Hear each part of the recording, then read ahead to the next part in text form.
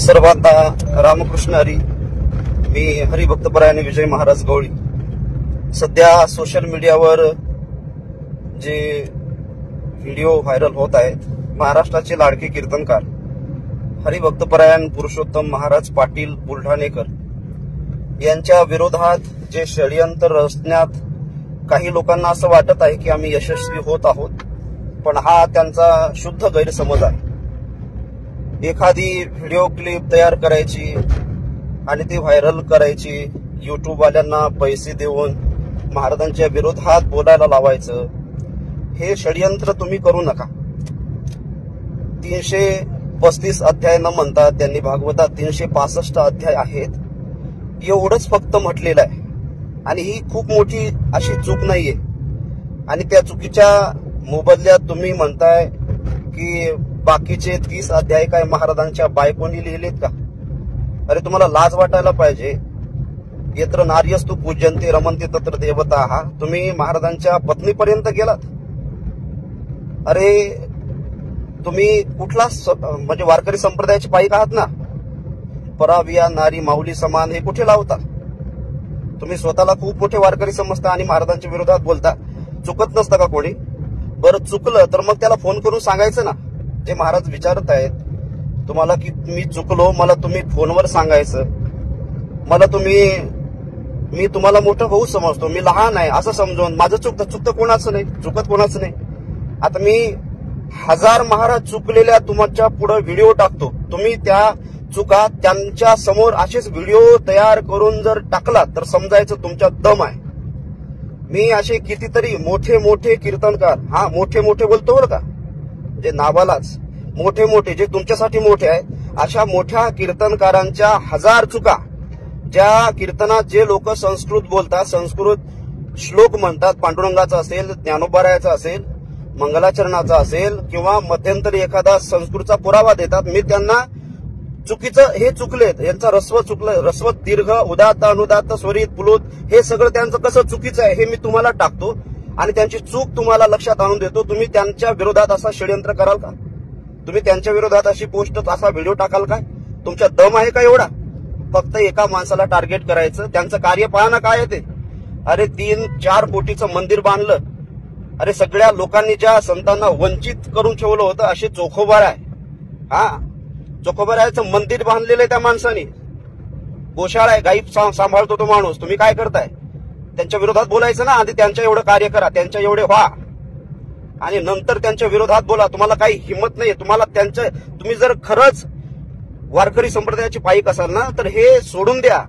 हे राजकारण करू नका. आम्हालाही बोलता येतं पण आम्ही बोलत नाही. पण ही पराकाष्ठा झाली. एका माणसाच्या विरोधातलं हे षडयंत्र आता आम्ही सहन करणार नाही. तुम्ही दादाविषयी बोलाल एवढा तुमचा अधिकार नाहीये. अरे हिजड्यांनो, तुम्हाला जर खरंच वारकरी संप्रदायाचा एवढा पुळका असेल ना, वारकरी संप्रदायाच्या विरोधात काम करतात, जे जिहादी आपल्या धर्माचं म्हणजे धर्माच्या विरोधात काम करतात, जे लोक आपल्या विरोधात काम करतात, जे वामपंथी लोक आपल्या धर्माच्या विरोधात काम करतात, हिंमत असेल तर त्यांच्याविषयी बोलून दाखवा. दम नाही तुमच्यात बोलायला. आणि दादाविषयी बोलताय, संप्रदायाचं काम करतोय तो माणूस, कुत्र्यासारखं मागा लागले त्याच्या 3-4 दिवसापासून. लाज वाटू द्या तुम्हाला. वारकरी म्हणताय ना तुम्ही, एवढी वारी करताय ना, एवढं तुम्हाला पुळका असेल ना जर संप्रदायाचा, तर एका माणसाला टार्गेट करू नका. काय चुकलं त्याचं? 365 अध्याय म्हटलं त्यांनी. हा मी सुद्धा माझी कथा चालू आहे. मी काल 365 अध्याय म्हटलं. बोलण्याच्या ओघामध्ये गेला शब्द. मग शब्द गेला, त्याचं एवढं मोठं तुम्ही भांडवल करायला लागले. तुम्हाला भांडवलच पाहिजे. आणि मी त्याला आधी सांगितलं होतं दादाला, दादा तू लाईव्ह करू नको, कारण की तुझ्या मागं 1000 कुत्रे सोडलेले आहेत भुंकण्यासाठी. तू लाईव्ह केलं तर एखादी चूक होऊ शकते, तू एडिट कर. पण त्याला असं काय माहित की एवढे कुत्रे भुंकणार आहेत म्हणून? हे चाव चाव म्याव म्याव करणारे कुत्रे तिच्या पाठीमागं सोडलेले आहेत. तुम्हाला जर हिंमत असेल ना, जे वामपंथी लोक आपल्या धर्माच्या विरोधात काम करायला लागले, जे ख्रिश्चन मशनरीज आपल्या धर्माच्या विरोधात काम करायला लागले, तुम्ही इकडे नका पाहू. हा तुम्ही तिकडे बघा. तुम्ही त्यांच्या विरोधात काम करा. जे नास्तिक आहेत त्यांना आस्तिक करण्याचा प्रयत्न करा. तुम्ही जे काम करायला लागले त्यांच्या विरोधात काम करायला लागले. आणि तत्सम काही लोक महाराजांच्या विरोधातच बोलतात. अरे घेऊ दे ना पैसा, तुम्ही घ्या, तुम्ही मोठे व्हा, तुम्ही तसे कीर्तन करा. पैसा घेतो. अरे ते तुम्हाला जुमानत पण नाही, ते तुम्हाला मानत पण नाही, किंमत पण देत नाही. त्याच्या विरोधात बोलताय ना, त्याचं काही वाकडं होणार नाही. पण तुम्ही जे बोलताय ना याच्यावरून तुमची पात्रता कळते. अरे तुम्ही आपल्या संप्रदायातल्या एका मायची लेकरं आहोत आपण. आणि तुम्ही जर एखादा भाऊ चुकला तर त्याला समजावून सांगा, फोन करा. चुकत कोण नाही, मोठे मोठे लोक चुकतात, तुम्ही त्या सगळ्यांना फोन करता का? हा, मला माहिती आहे याच्या पाठीमागे खूप षडयंत्र चालू आहे, याच्या पाठीमागे खूप मोठे लोक आहेत, पण काही फरक पडणार नाही त्या माणसाला. रुबाबात जगणारा माणूस येतो, ऐश्वर्यात जगणारा, आणि स्वतःच्या हिमतीवर तयार केलेलं वातावरण आहे त्यांनी सगळं महाराष्ट्रामध्ये.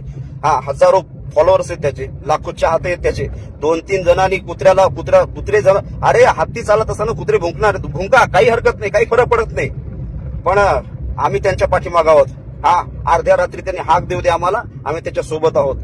तुम्हाला जर कारवाईच करायची असेल, बोलायचंच असेल विरोधात, जे संप्रदायाचा अपप्रचार करतात त्यांच्या विरोधात बोला ना. पैसा कोण कमवत नाही? मोठे मोठे लोक असेच मठ बांधलेत का? असेच श्रीमंत झालेत का? असेच फ्लाईटनं फिरतात का? तुम्ही त्याच्या विरोधात काही बोलत नाही. जे पैसे अरे जे पाकिटाला हात लावत नाहीत, पण लोक पाकिटं देतात त्यांना. हा, त्यांच्या विरोधात बोलायला शिका कधीतरी. असा दुजा भाव करू नका, एका माणसाला टार्गेट करू नका. तुमचा जो बोलण्याचा टोन आहे ना, तो टोन मी पाहिला, मग मी 1-2 व्हिडिओ पाहिले, आणि तुम्ही महाराजांच्या पत्नीपर्यंत पोहोचलात. लाज वाटू द्या तुम्हाला. तुमच्या बायकोला लिहिलेत का उरलेले 30 अध्याय? काय वाटतं तुम्हाला? काय बोलताय तुम्ही? आहे महाराजांना बोला, काय महाराजांना सांगा, समजावून सांगा, बोला, बसा, एखादी शास्त्रार्थ करा त्याच्यासोबत. नाही तर मी आहे, माझ्यासोबत शास्त्रार्थ करा. काय चूक आहे, काय खोटं आहे? चूक तर बोलण्याच्या उगाच माणूस बोलून जातो, नंतर त्याची चूक लक्षात येते. तुम्ही चुकीला एवढी मोठी सजा देताय, षडयंत्र करताय, सरळ सरळ उघड आहे. हा, असं बोलू नका. ज्ञानोबारायाचे आपण साधक आहोत, साधकासारखं राहा, बाधक पडू नका. माऊली सर्वांना पाहत असतील, एक वेळ सर्वांचं येणार आहे. हा, जे बहिरंग, जे लोक षडयंत्र करणार आहेत, माऊली त्यांना बरोबर उघड पाडणार आहे. माऊलीची लेकरं आहोत आपण, संप्रदायाची आपल्यावर खूप मोठी धुरा आहे, आपल्याला खूप मोठं काम करायचंय संप्रदायाचं. ज्ञानोबराय तुकोबाराय यांच्या पाठीमागं त्यांनी आपल्यावर ही जबाबदारी दिलेली खांद्यावर, तुम्ही ती जबाबदारी पार पाडा. हे असं काही भलतं सलतं बोलू नका, कोणाविषयी एका माणसाला टार्गेट करू नका. तुम्ही मग त्याला टार्गेट करताय ना, मग माझी तुम्हाला विनंती आहे की तुम्ही प्रत्येकाचं कीर्तन ऐका, आणि मी तुम्हाला हजारो असे व्हिडिओ टाकतो की ज्याचं चुकतंय, त्या प्रत्येक चुकणाऱ्या श्लोकात चुकणाऱ्या, ज्याचं ह्रस्व-दीर्घ चुकतोय, ज्याचा प्रकार म्हणजे काहीच व्यवस्थित नाहीये, अशा माणसाच्या विरोधात तुम्ही बोला. मग समजतो तुम्ही खरी ज्ञानोबारायाची निष्ठावंत आहात आणि वारी करणारी वारकरी आहात. रामकृष्ण हरी.